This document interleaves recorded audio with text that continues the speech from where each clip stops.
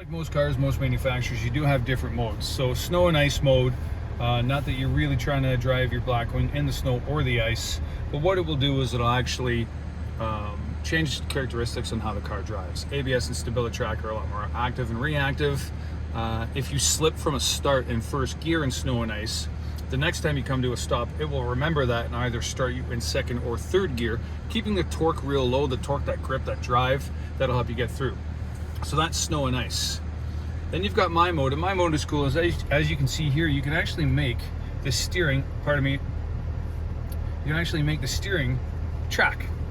The suspension, well, maybe I don't want track, maybe I just want it nice and true. I want the ability to turn real quick and handle quick, but I want the suspension a little softer. So that's my mode configuration. Then you've got tour, everyday touring around, the engine not too loud, the steering's not too tight, the reaction, the engine sound, it's just nice.